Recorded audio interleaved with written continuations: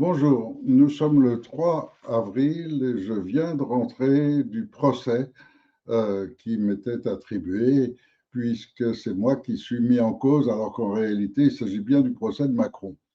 Et comme l'opération manifestement est véritablement un procès politique kafkaïen, c'est véritablement un procès dont la justice a très peur.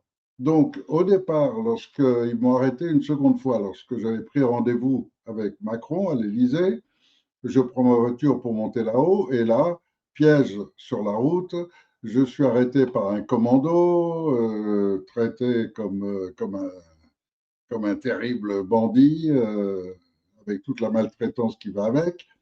Et au bout de 3 mois, alors là, bien sûr, il m'arrête pour me mettre en prison.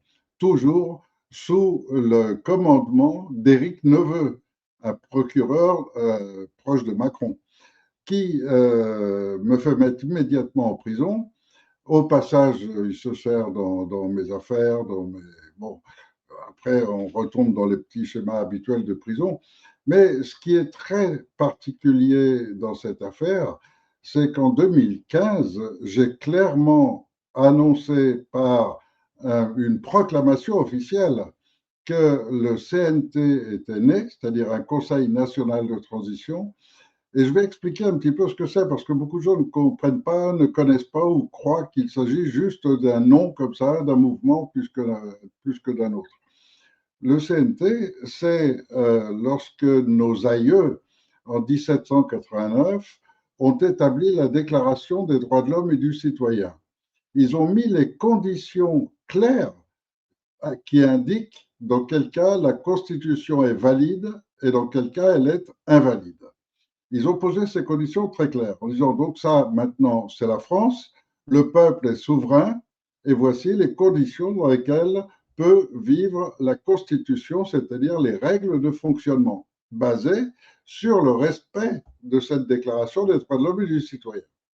Et là, toute la France est d'accord. Et le texte est tellement parfait qu'il a fait le tour du monde et il a été repris par la plupart des pays du monde. Donc, on est parti là-dessus et immédiatement après, tentative de la franc-maçonnerie d'effacer ces droits de l'homme, de rétablir le droit à l'esclavage, de rétablir les négriers, etc. Enfin, vraiment tout le contraire des droits de l'homme. Et donc, c'est la période de la terreur et ça disparaît avec Napoléon qui, lui, reconnaît les droits de l'homme, mais commence à établir tout le code juridique protégeant ces droits de l'homme. Les années passent, tout passe, et puis la franc-maçonnerie revient en 48, réinstalle sa république et son système et commence à nouveau à combattre les droits de l'homme et à permettre surtout de s'enrichir au maximum au passage, puisque c'était des marchands essentiellement. Et donc ils avancent dans le temps, comme ça, jusqu'à la Seconde Guerre mondiale. Et à la fin de cette Seconde Guerre mondiale, en 1946, est établie une première déclaration. Et cette première déclaration, c'est le préambule de 1946 qui indique très clairement que tous les biens du peuple appartiennent au peuple et non pas à des personnes privées qui pourraient ensuite se servir ou vendre les biens du peuple. Et donc là-dessus, le peuple français se trouve sécurisé, à la fois par tous les droits que souhaitait mettre en place De Gaulle à travers son Conseil national de résistance, et tous les droits se mettent en place. Et puis on arrive ensuite en 58 où là est mise en place une deuxième constitution. Et cette deuxième constitution, elle est faite par les francs-maçons qui eux-mêmes commencent à prévoir dans le texte de pouvoir violer cette déclaration des droits de l'homme. Et effectivement, très rapidement, on se retrouve dans un schéma constitutionnel avec tout un ensemble de règles qui sont faites pour justement pouvoir tricher en permanence avec les droits de l'homme. Et lorsqu'on arrive à Sarkozy, là, c'est carrément le viol.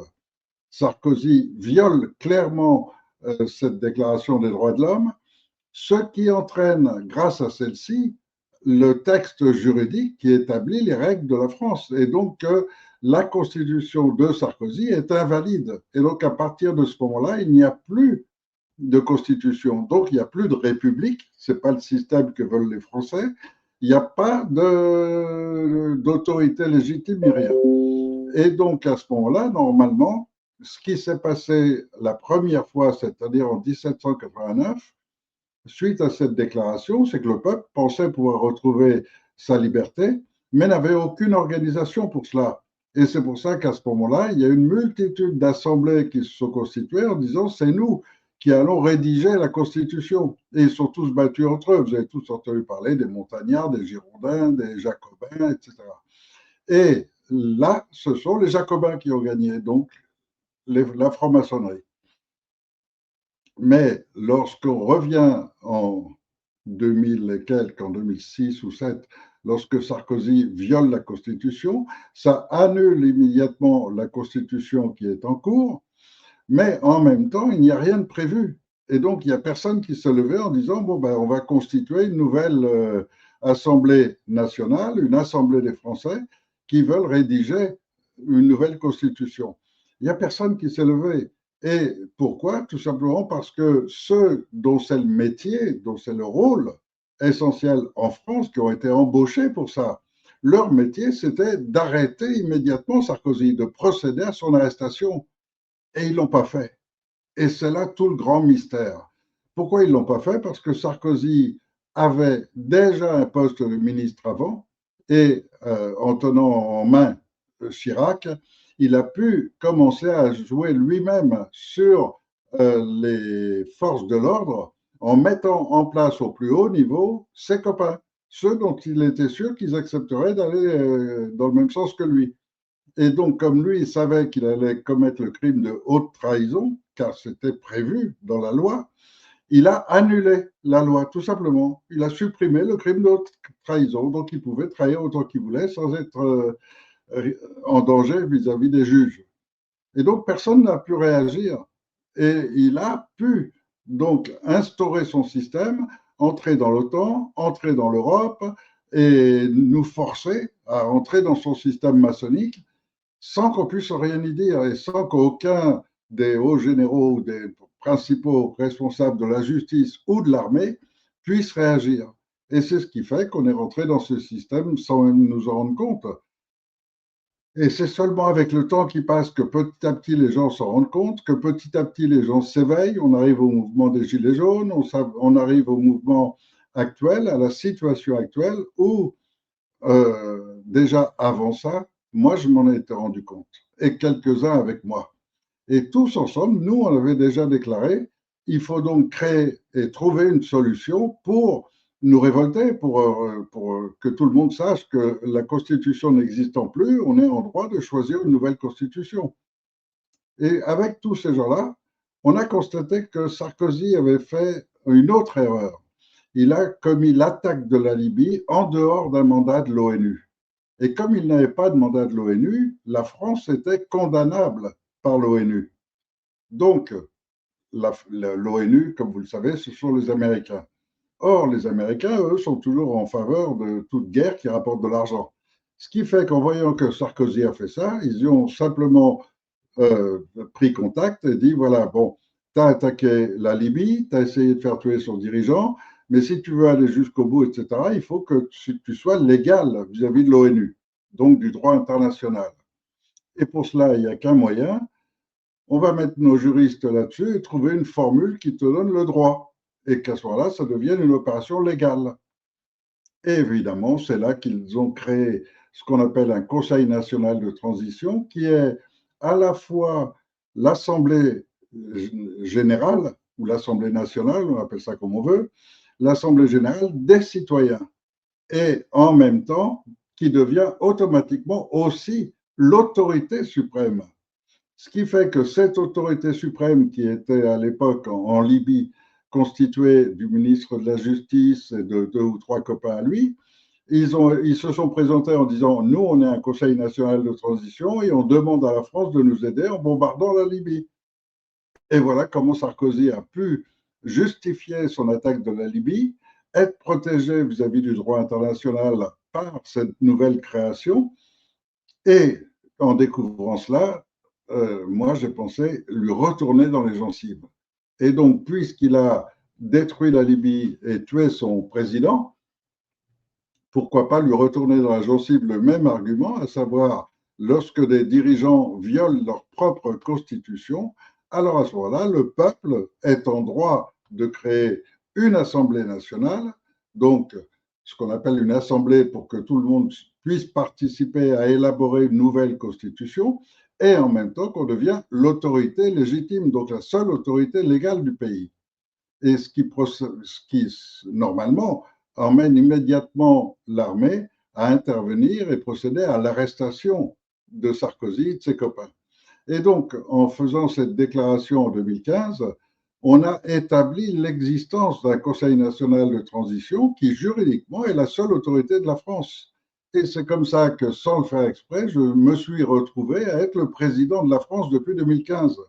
Et depuis 2015, dès l'instant où cette proclamation est officielle, c'est-à-dire qu'elle paraîtrait normalement, elle devrait ou elle aurait dû paraître dans tous les journaux, à partir de ce moment-là, on était en possibilité de donner les ordres à l'armée de procéder à l'arrestation des politiciens, à l'arrestation des partis politiques, à la fin de tout ce système de république et donner la liberté aux Français de choisir leur nouvelle constitution. Car des formes de constitution, il y en avait déjà beaucoup. Il y a déjà beaucoup de gens qui avaient pensé, qui avaient travaillé à établir d'autres formes de constitution. C'est comme ça qu'à cette époque, il y a déjà né des histoires comme le RIC, etc. Donc, c'était déjà en cours. Mais ça n'a jamais pu prendre valeur tant que ce Conseil national de transition n'était pas reconnu. Et là-dessus, Hollande a très bien joué le coup en interdisant strictement à tous les journaux, tous les médias, toutes les télévisions de ne pas dire un mot sur l'existence de ce Conseil national de transition. Alors on a insisté, bien sûr, on est allé à Paris en 2016 pour essayer de le faire valoir. On a fait un discours public, mais bon, effectivement, on est juste des penseurs, on n'est pas des guerriers, on n'est pas des personnalités qui ont accès aux grands médias, etc. Et donc, ça n'a pas pu aller très loin. On a répété encore une autre fois en 2018, avec cette fois l'appui de pas mal de gendarmes et de policiers, dont Marc Granier, qui était un des CRS de l'Élysée et qui avait donc constaté tout ce qui s'était passé et qui avait lui-même déjà fait une vidéo avec moi pour dénoncer tout ce qui se passait et qui a été arrêté le lendemain même. Et le lendemain, on est allé à l'hôpital essayer de sortir de là parce qu'ils l'ont tout de suite considéré comme fou. Car, entre-temps, Sarkozy, qui avait bien pensé à tout, à peu près à tout, avait donné pouvoir au procureur. Un procureur, c'est un mec qui est, c'est n'importe qui, c'est un copain de Macron, n'importe lequel, copain du gouvernement. C'est tout ce qu'on demande à un procureur. Eh bien, ils n'ont aucune formation médicale, pas la moindre. Mais ils ont le pouvoir de faire interner les gens en psychiatrie et de les mettre sous camisole de force. Et donc, c'est ce qu'ils ont fait à Marc Granier, qu'on a été essayé de sauver.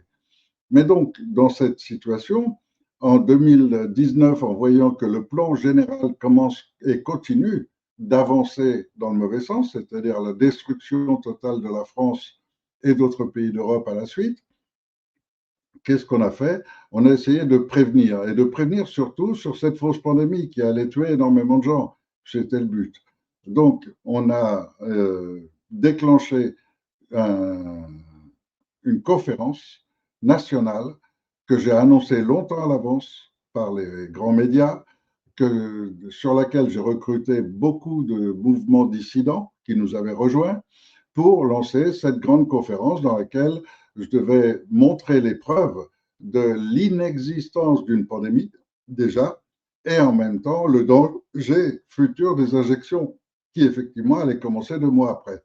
Et donc, là-dessus, Macron a envoyé les équipes bien formées de ces gens à lui, des services secrets, des services spéciaux, qui m'ont arrêté, ils me sont tombés à 25 dessus, pour me faire mettre immédiatement en prison. Et là-dessus, comme ils jouent toujours le jeu, qu'on est un pays démocratique, ils jouent toujours le jeu de dire il y a une justice, on respecte la loi, etc., alors que c'est tout le contraire. mais il faut le cacher. Et donc, pour ça, il a trouvé un procureur véreux, ce fameux Eric Neveu, qui est bien connu pour être un psychopathe, qui aime faire du mal aux gens et le plus possible, et il s'en est servi pour lui demander d'inventer une histoire quelconque par laquelle je mériterais d'aller en prison. Et il a inventé que j'avais acheté des sous-marins, des avions, des chars, des je sais pas quoi, tout un tas de matériel militaire, que je le détenais ce matériel et que je représentais donc un danger permanent pour lequel il fallait me mettre en prison. Bon, il a réussi son coup pendant pas très longtemps finalement, pendant seulement 10 mois. J'ai été enfermé, j'étais au secret. Et ils ont essayé de monter quelque chose à partir de là, mais ça ne tenait vraiment pas la route. Donc après, il a ajouté autre chose. Il a ajouté que en annonçant que j'allais faire cette conférence, j'avais émis une note à tout le monde en disant toutes les lois actuelles telles que les séparations des enfants, l'isolement, le fait de se baisser pour marcher dans la rue pour pas attraper le Covid, que tout ça, c'était des conneries énormes. Et donc, on avait rédigé un texte juridique dans lequel on exposait tout cela. Et à partir de ce texte juridique, qu'il me reproche donc d'avoir mis sur notre site web, à partir de ce texte juridique, ils ont pu interpréter autrement les choses en disant je suis responsable d'une menace envers les dirigeants des écoles, des EHPAD, de tous les endroits où on tuait les gens. Et donc, je suis responsable d'empêcher les politiciens habituels d'exercer leurs fonctions. Je pouvais les gêner. Et donc, il a tourné ça sous cette forme pour avoir quand même quelque chose pour justifier de m'avoir mis en prison. Bien sûr, tout ça ne tient pas tellement pas la route qu'effectivement, c'était une opération politique et rien d'autre, et qu'il fallait surtout m'empêcher de parler et de dénoncer cette fausse pandémie et le danger des injections. Donc, il voulait pouvoir influencer les gens au maximum à accepter cette injection. Et donc, ils ne m'ont pas lâché là-dessus avant un an pratiquement. Ils m'ont gardé en prison pratiquement un an. Et ensuite, en me mettant sous contrôle judiciaire. J'étais assigné à Montpellier, sans le droit d'en bouger, avec l'obligation de pointer au commissariat toutes les semaines, etc. C'était s'assurer de ma présence sur place à un endroit où ils pouvaient me trouver comme ils voulaient. Et en même temps, bon, au bout de quelques mois, je me dis, bon, c'est tellement ridicule que je rentre chez moi et je vais réfléchir à tout ça. Et c'est ce que je fais, bien sûr, au bout de 6 ou 8 mois de contrôle judiciaire permanent. Je décide de rentrer chez moi, j'habite aux îles Canaries, et donc je rentre aux Canaries. Et au bout de 2, 3 ans, on voit à quel point la situation est grave, à quel point tout ce que je disais avant est vérifié. Tout le monde peut vérifier, jusque dans mon livre que j'ai écrit en 2003 ou 2004, jusque dans ce livre, toute l'histoire de ce qui est arrivé en France depuis cette date, je l'avais déjà écrit en 2003-2004, et malheureusement, c'est arrivé. Et la destruction de la France est bien en cours et proche de l'aboutissement, proche de la fin. Car dans le schéma, Macron va pouvoir mettre la France sous le contrôle, sous la tutelle de l'Union européenne. Donc tout ça, c'est un schéma préparé depuis très longtemps que j'essaye de dénoncer. Et récemment, je prends rendez-vous avec Macron en disant je vais peut-être quand même essayer de voir s'il n'y a pas moyen quand même, c'est un humain, peut-être que on peut éveiller une flamme humaine en lui, peut-être que... Donc j'essaye. Et je prévois un plan qui lui permet d'avoir une sortie à peu près honorable. Et donc je prends rendez-vous, un rendez-vous confirmé à 3 reprises auprès du cabinet de l'Élysée, et je me rends au rendez-vous le 10 mars. Le 10 mars, je prends la route et je suis arrêté à nouveau par une équipe de voyous qui m'arrête sur la route, mais vraiment façon grand banditisme, que 3 voitures qui vous bloquent sur la route, les mecs qui sortent avec les flingues, et j'ai su rapidement après qu'effectivement, ils avaient l'instruction et s'ils pouvaient m'abattre directement, c'était l'idéal. Mais ils ne m'ont pas abattu. Et donc, j'ai été à nouveau incarcéré, à nouveau relâché au bout de 3, 4 mois. Et là, depuis cette date-là, Ils veulent me contrôler, c'est-à-dire m'empêcher de bouger. Et pour m'empêcher de bouger, ils me mettent dans un petit village de Charente, duquel je n'ai pas le droit de bouger, et en même temps sous contrôle d'un de nos membres qui a accepté de me recevoir chez lui. Mais c'est une situation tout à fait inconfortable, même si ils m'ont lâché au mois de juin en me disant le jugement aura lieu en septembre ou octobre. Et jusqu'au jugement, vous devez rester sur les conditions. Donc j'ai accepté, bien sûr, et j'espérais en septembre-octobre pouvoir bénéficier du jugement qui allait me libérer de toutes ces conneries et en même temps commencer à rétablir la vérité. Mais ça, c'était sans compter le système judiciaire qui est mené par les politiciens. Et Macron a donné l'ordre que le jugement soit retardé le plus possible. Ils ont réussi à le retarder jusqu'au 2 avril. Et le 2 avril, c'était hier. Et hier, nous sommes partis plein d'espoir en se disant, ça y est, l'affaire va être enfin réglée. Le procureur Véreux, il est reconnu, il a déjà reconnu qu'il avait inventé cette histoire d'achat d'armes. Il a reconnu, donc il a annulé les poursuites là-dessus, mais il cherche à poursuivre maintenant pour représenter une influence mauvaise vis-à-vis des politiciens et vis-à-vis des dirigeants des EHPAD, etc. Et c'est tout à fait ridicule. Aucun juge ne peut juger une affaire comme ça. Il n'y a rien à juger, en clair. Mais ils ne peuvent pas l'admettre. Donc, il faut qu'ils trouvent d'autres formules. Alors, la formule qu'ils ont trouvée hier, c'est à travers une personne qui n'est pas très honnête et qui nous a trahis, on va dire, de provoquer déjà un report, ce qui fait qu'ils me convoquent. Je fais 400 kilomètres pour aller au jugement, on arrive au tribunal, et là, ils nous disent, non, il y a un des avocats d'une des personnes qui est présente, qui est malade, il ne peut pas être là, donc on va reporter. Et par chance, maître Fortin Labattu, qui n'est pas n'importe qui en matière de justice, est intervenu tout de suite en disant mais il n'y a aucune raison de reporter le jugement d'Éric Fiorile, puisque moi je vais pas au contraire, je suis disponible et je suis là et j'ai fait 400 kilomètres et je suis là pour mon jugement et je veux ce jugement absolument que je réclame depuis des années déjà, parce que l'histoire elle remonte à il y a 6 ans. Il y a plus de 6 ans que cette affaire a eu lieu et qui m'accuse toujours sur la même chose. Et qu'est-ce que fait le juge à qui on demande bien sûr que le jugement ait lieu? Ben, il part délibérer, c'est-à-dire réfléchir avec les collègues autour, s'enfermer dans une petite pièce où là, il appelle le préfet, puisqu'on passe toujours par le préfet, il appelle le préfet en disant voilà la situation, voilà ce qu'il me demande, etc. Qu'est-ce que je dois faire? Et le préfet appelle le ministre ou directement Macron, j'en sais rien, et pour dire voilà la situation, qu'est-ce qu'on fait pour.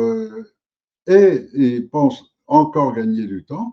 Donc vous allez insister que de toute façon le jugement est reporté et vous allez donner une nouvelle date de report la plus longue possible. Et effectivement, le juge rentre à nouveau et dit que le jugement ne peut pas être exécuté et qu'il est reporté à novembre. Novembre, c'est dans 8 mois. Je ne sais pas si vous imaginez, ça fait 6 ans et demi qu'on attend un jugement et qu'aujourd'hui, il est encore reporté de 8 mois. Parce qu'en fait, ils ne peuvent pas juger. Il n'y a rien à juger.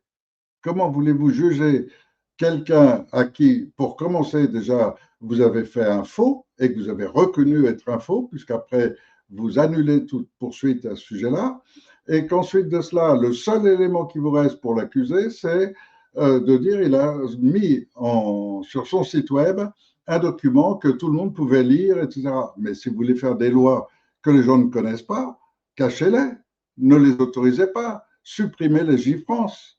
Parce que nous, tout ce qu'il y a dans ce texte, c'est ce qui sort de Légifrance, c'est-à-dire donc d'un document officiel. C'est la proclamation officielle des lois françaises que je vous remets sous les yeux. Et donc, ça va être très difficile de me condamner là-dessus, surtout qu'en plus, le document a été révisé par plusieurs avocats et magistrats. Et donc, il n'y a aucun moyen de me condamner avec ça. Alors, en retardant de 8 mois, ils espèrent quoi? Ben, c'est pas seulement reporter, C'est curieusement, alors qu'un report comme ça, 6 ans après, d'une affaire inexistante, normalement, on supprime, on fait un report pour dire on va essayer de juger ou quoi, à la rigueur, mais on ne maintient pas les normes.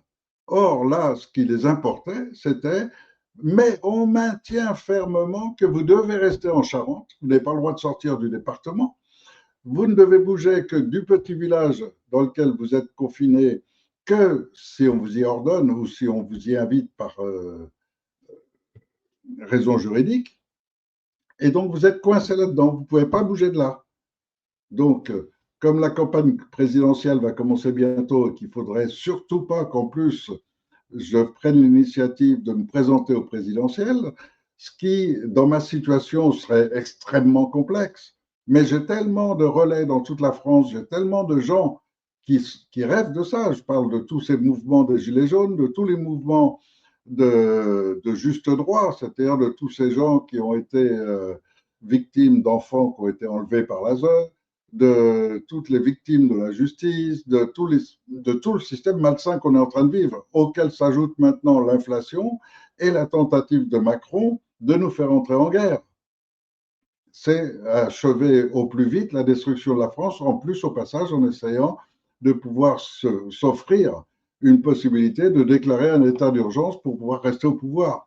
Donc, moi qui m'oppose à tout cela et qui le fait surtout au niveau national, au niveau général. Donc moi, je n'ai pas à défendre plus spécialement contre les pédocriminels, je n'ai pas à défendre plus spécialement contre l'inflation sur le système économique, ni rien du tout. Mon système, c'est la démosophie, c'est-à-dire un système qui sort totalement de tout le système actuel. Et en sortir complètement, ça veut dire que tous ensemble, les Français, on va pouvoir tous ensemble recréer notre système de santé, notre système d'éducation nationale à tous les niveaux. On ne va plus recruter les pédocriminels pour les mettre dans les écoles. Tout ça, c'est la folie du monde de Macron. Mais nous Français, globalement, c'est pas ce qu'on veut. On veut un monde sain. On veut que les femmes puissent se promener le soir à 9 h le soir sans être en danger. On veut pouvoir vivre en paix. On n'a pas envie d'entrer dans aucune guerre. Donc, on a un schéma totalement différent et opposé au travail de Macron. Ce qui fait que, en me permettant d'insister dans ce schéma, je les mets en danger. Et ce qui fait qu'aujourd'hui, en vous dévoilant réellement tout ce qui s'est passé lors de cette session, et je ne vous cache pas qu'il y avait pas mal de membres de différentes associations qui défendent les droits de l'homme, il y avait des associations contre la pédocriminalité, il y avait des associations contre l'ASE et les enlèvements d'enfants. Euh, Tout le monde a été choqué. Tous les Français présents dans la salle ont dit mais c'est pas de la justice au nom du peuple français que vous rendez là. C'est le contraire. Et ils se sont tous manifestés en fin de session lorsqu'on a été conduit par le juge. Et tous ont manifesté auprès de ce juge en disant c'est scandaleux, c'est plus de la justice. Effectivement, on est dans un système totalitaire. Et malheureusement, la justice se prête au jeu des politiciens pour établir une dictature absolue des politiciens et que les Français perdent tous leurs droits.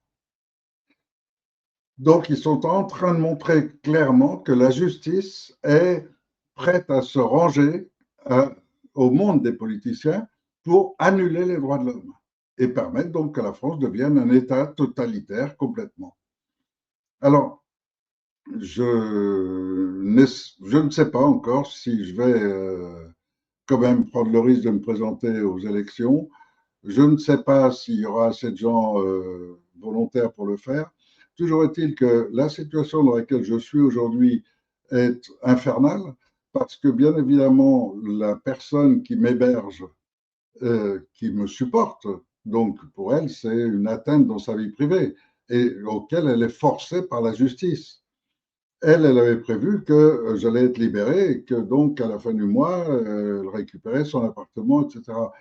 Mais aujourd'hui, je ne sais plus où aller. Je n'ai pas le droit de quitter la Charente, je n'ai pas le droit de bouger de là. Ils m'ont remis donc une obligation, et ce qui fait que dès que je sors de la Charente, les flics ont le droit de me tirer dessus. Donc ils peuvent m'abattre comme ils veulent. Alors, s'il y a des avocats qui entendent ce message et qu'ils savent s'il y a une forme de recours possible, Maître Fortabat abattu va immédiatement déclencher un recours auprès de l'ONU.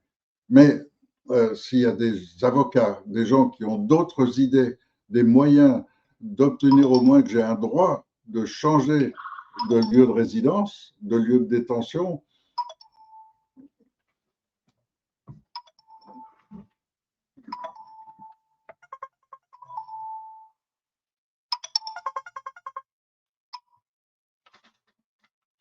Allô? Oui, oui, bonjour. Oui, tout va bien. Ouais, ouais, ça y est. Là, on est arrivé. Je suis en train d'enregistrer une vidéo là pour raconter un peu comment ça s'est passé.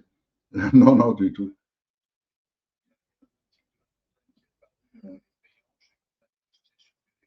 Ouais, ok.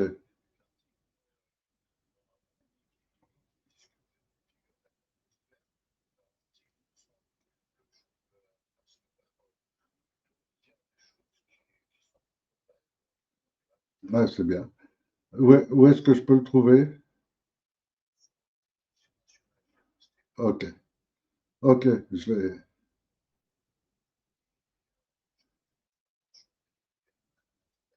Ouais. Bon, je vais voir ce que je peux lire et puis s'il faut, je le prendrai.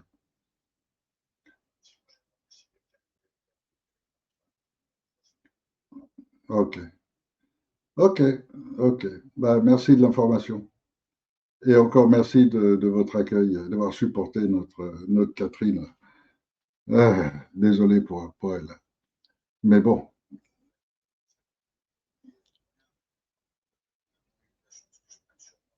ouais, ouais. Et je vous aurais aidé en plus. Allez, à bientôt, Vincent.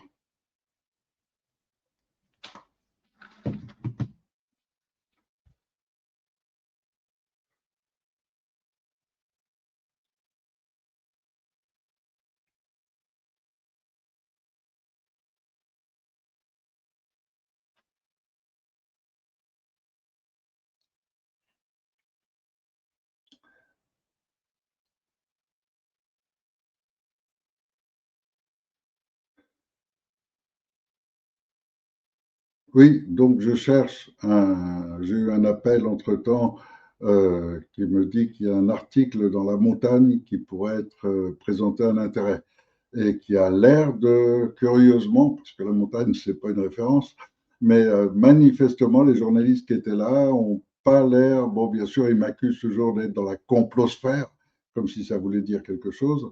Les comploteurs sont ceux qui ont monté tout ce schéma et qui dirigent la France aujourd'hui. Ça, ce sont des comploteurs. Si vous me traitez de complotiste appartenant à la complosphère, c'est-à-dire de tous ceux qui dénoncent le complot. Et effectivement, c'est le cas. Et donc, il m'appelait pour me dire qu'il y a un article qui est sorti, donc on va essayer de se le procurer et de le faire figurer sur la coalition nationale sur Telegram. Sinon, je cherche donc des avocats ou des idées, des gens qui auraient des idées sur la manière dont juridiquement je peux obtenir de pouvoir bouger de là où je suis confiné actuellement. D'abord pour libérer l'appartement de cet ami qui m'héberge déjà depuis plus, oui, pas loin d'un an. Euh, pour lui, c'est pas drôle non plus. Il a besoin de retrouver son intimité, son appartement. Et il peut pas me supporter comme ça pendant indéfiniment. Euh, donc, il faut que je puisse bouger. Et parmi les différents amis, relations que j'ai dans toute la France, j'ai plusieurs possibilités, mais qui sont toujours en dehors de la Charente. Donc, il faut que je puisse obtenir un accord. S'ils veulent me contrôler en permanence par les flics ou les gendarmes, ils me donneront une adresse, comme en ce moment, ils m'ont mis une adresse à 50 km d'où je suis, où je dois y aller chaque semaine, etc. Ben, ils referont pareil s'ils veulent, mais dans un autre département. Donc, je veux pouvoir bouger de ce département et s'ils veulent absolument m'astreindre, etc., ben, ils le feront toujours, mais au moins que je puisse bouger de ce département. Et puis, si il y a des avocats ou des gens qui sont en relation avec des pays sans l'extradition, où je pourrais être en réfugié politique, alors je suis aussi preneur de toute opportunité de pouvoir me libérer de l'emprise de ce gouvernement français. Si je peux me libérer soit en qualité de réfugié politique, soit simplement en obtenant au moins d'un tribunal de pouvoir changer de département, je suis preneur de toute offre qui me serait faite. Donc, vous m'envoyez simplement un mail et en m'indiquant les possibilités que vous pouvez m'offrir. Merci d'avance à ceux qui le feront et merci d'avance aussi à ceux qui peuvent me soutenir parce que dans ce schéma, je suis toujours totalement privé de moyens, privé de tout recours. Je n'ai aucun recours, aucune source de revenus, j'ai aucun moyen de survivre. Et je ne survis que grâce à cet ami qui me prend en charge. Donc, merci à ceux qui pourraient m'aider d'une manière ou d'une autre.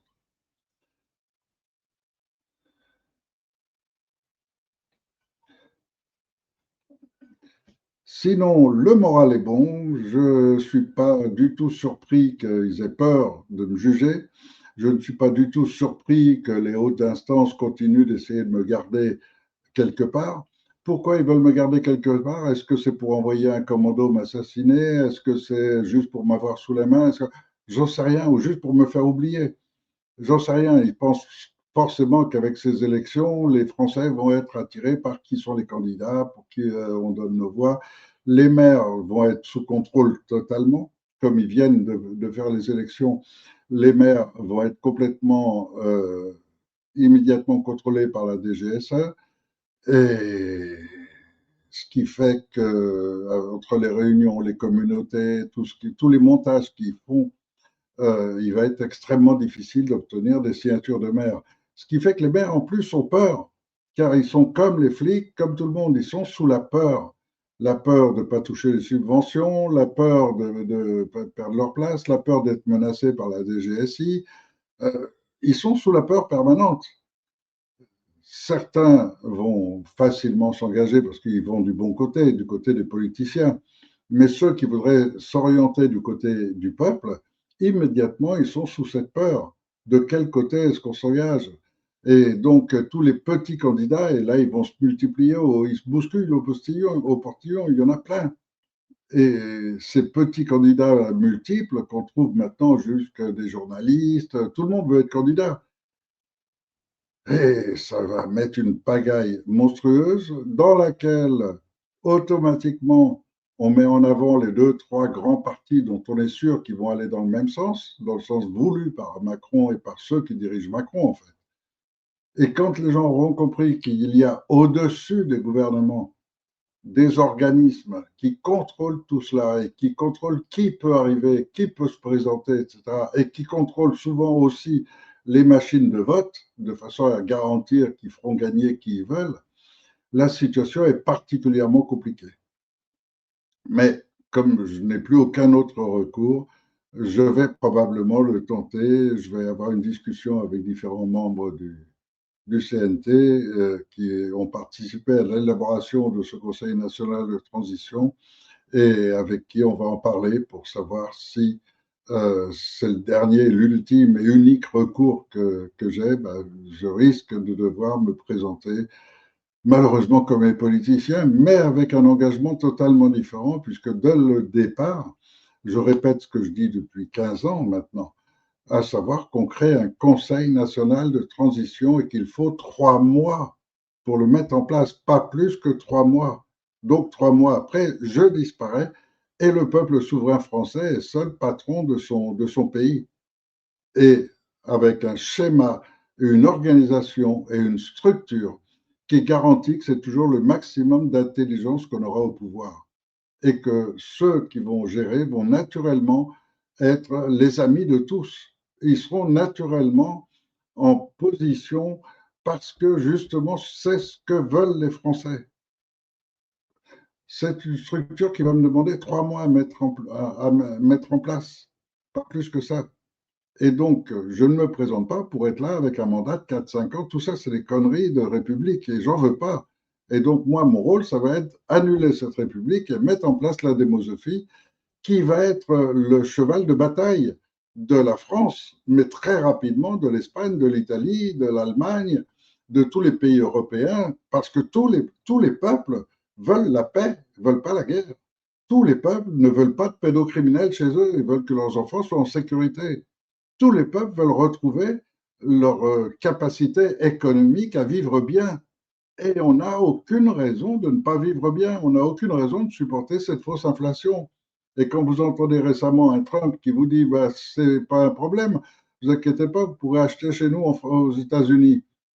Oui, après qu'ils aient totalement détruit nos propres agriculteurs pour obliger tous les Français à ne plus acheter que les produits qui arrivent d'Amérique du Sud, dont ce sont les États-Unis qui sont les actionnaires, qui sont les propriétaires réels derrière les pays officiels. Donc on aura de la viande du Brésil qui sera la vache améliorée à la piqûre, bourrée bourré de produits chimiques, et c'est ce qu'ils nous enverront en viande congelée et qu'on vous vendra chez le boucher demain. Et il n'y aura plus que ça. Et ils feront pareil avec les légumes, ils feront pareil avec tout. Et ils vont abattre toute l'agriculture française sur les sphères. Donc, être conscient de tout cela et être conscient qu'on peut tout changer. On a le pouvoir, à travers ce Conseil national de transition, de tout changer, mais en plus de ça, de risquer de déborder sur les autres pays et que les autres pays vont nous suivre avec bonheur, avec plaisir, simplement parce qu'on a retrouvé la paix, on a retrouvé l'harmonie. Alors voilà, je fais un appel là, ceux qui peuvent m'aider, j'ai besoin de vous. Et là, c'est vraiment grave. Donc, ma survie, les moyens économiques, et puis surtout les maires autour de vous qui pourraient donner leur signature en faveur du peuple et que notre pays devienne enfin un pays du peuple, parce que ça n'a jamais été le cas. On nous a toujours fait croire à la démocratie, on nous a parlé de démocratie, on nous en a mis plein les oreilles, mais ça a toujours été un mensonge. Tandis que là, on a l'opportunité de créer une vraie démocratie pour la première fois dans l'histoire humaine, et à un moment où c'est particulièrement urgent, car le nouvel ordre mondial est en train d'aboutir, c'est-à-dire tuer 70 à 80% de toute la population sur les 30 ou 40 ans qui viennent et établir leurs règles absolues, chose qu'ils sont en train de faire. La pédocriminalité, c'est juste un tout petit aspect. Il y a aussi le transgénisme, il y a aussi il y a tous les schémas menés en ce moment avec l'intelligence artificielle, etc., qui sont là pour détruire l'humain sur Terre. Et si les gens prenaient vraiment la mesure du danger, tout le monde irait déjà voir son maire rapidement en disant votre signature, il faut la donner à Éric Fioril, à la démosophie. Et j'ai plus qu'à prier que vous soyez assez nombreux à vouloir vraiment qu'on change et qu'on change pour le bien de tous. Merci de m'avoir écouté jusqu'au bout. Je sais que j'ai été long, j'ai eu cette coupure entre-temps aussi. Renseignez-vous, renseignez-vous bien sur moi, sur les gens qui m'entourent, sur tous ces mouvements qui sont déjà avec moi. Renseignez-vous et vous aurez que des informations qui vont pour le bonheur de tous. Et ce bonheur, on l'a à portée de la main. Mais il faut le prendre, il faut faire un petit effort.